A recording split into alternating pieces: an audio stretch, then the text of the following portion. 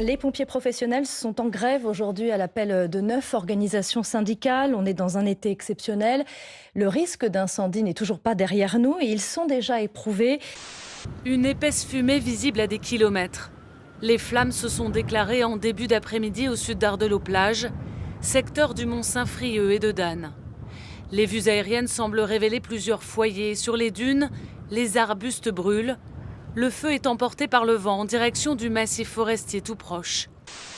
Écoutez, on profite d'une légère accalmie de la pression opérationnelle pour expliquer à tout le monde, et c'est le message qu'on portera au ministre de l'Intérieur, c'est que nous, la pression opérationnelle, on l'a du 1er janvier au 31 décembre. Tout au long de l'année, on est en orange clignotant parce qu'on manque d'effectifs. On n'a pas la capacité de répondre à toutes nos missions parce qu'on n'est pas suffisamment équipé. Il y a aussi un angle mort dans la sécurité civile, c'est le financement des services d'incendie de secours. Vous savez, les services d'incendie de secours, c'est pas que les Canadaires, c'est les 250 000 personnes qui sont tous les jours dans les casernes de France pour porter secours. Et à ce niveau-là, eh bien, on n'a pas les moyens tous les jours. Des flammes qui ravagent la forêt de Saint-Just. Ces vidéos prises par les pompiers hier en fin de journée montrent un feu qui progresse dans la végétation bretonne. Maintenant, je reste convaincu que le plus intéressant, c'est d'arriver à trouver un engagement autour d'une table plutôt que dans la rue. Donc, je voudrais aussi rassurer la population sur le fait que si les pompiers se mettent en grève, on le fait dans un cadre qui est très précis. On a un devoir de continuité de service. Ça ne viendra en aucun cas entamer notre capacité de réponse opérationnelle. La grève, c'est un droit qui est constitutionnel, reconnu par le préambule de la Constitution de 1946. Donc là-dessus, il n'y a aucun problème. Et à la sécurité civile, nous respectons profondément le droit de grève. Maintenant, on est dans une saison qui est particulière, qui est compliquée, qui a été très intense. On enchaîne canicule, feux de forêt. 3 pompiers ont été légèrement blessés. Sur le terrain, ils sont désormais 150, toujours mobilisés avec pour mission d'empêcher toute reprise de feu. On doit rester solidaires, on doit rester vraiment unis. Nous avons besoin plus d'unité que de division à l'heure actuelle. Il y a des missions qu'on ne devrait plus faire, elles devraient être faites par d'autres services et pourtant on nous les confie, ça grève nos budgets, ça épuise nos effectifs et il faut que tous les élus de la République soient sensibilisés à ça pour concrètement nous donner les moyens de travailler. Vous êtes d'accord, Jérôme Boulanger, tout ne repose pas sur les moyens, tout n'est pas une question de moyens. Tout n'est pas une question de moyens et on ne parle pas suffisamment de toute la partie prévention.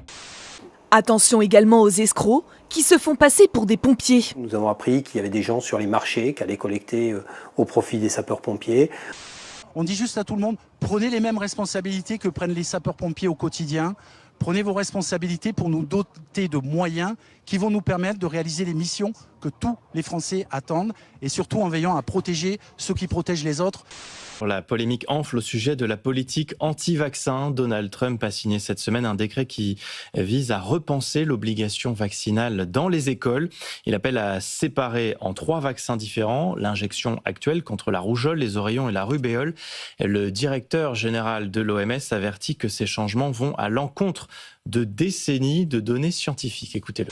Les données actuelles sont sans équivoque. Les vaccins sont sûrs, ne provoquent pas l'autisme. Retarder les vaccins, séparer les doses de manière injustifiée ne rendent pas le vaccin plus sûr et peut laisser les enfants sans protection.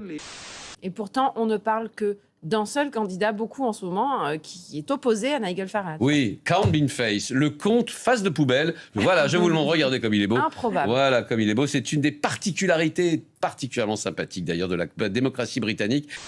C'est vraiment cet humoriste, un ancien comédien à la BBC, masqué, et le principal rival de M. Farage. Et il faut dire que M. Farage a toujours nié toute faute. Je le cite, « J'ai décidé que les habitants de Clacton doivent être les juges de mes actes. » 327 Est-ce que vous pensez que ce qui se passe au Royaume-Uni, on va y avoir droit en France? Est-ce qu'on va nous préparer politiquement? C'est explosif, hein. C'est-à-dire que là, vous inquiétez pas, ça va pas se faire pendant la campagne pour l'élection présidentielle. L'éclipse a commencé en Russie, en Sibérie, puis a traversé l'hémisphère nord et passé au-dessus du Groenland avant d'atteindre l'Europe et l'Afrique du Nord. Mais il n'y a qu'en Islande et en Espagne que l'éclipse était totale.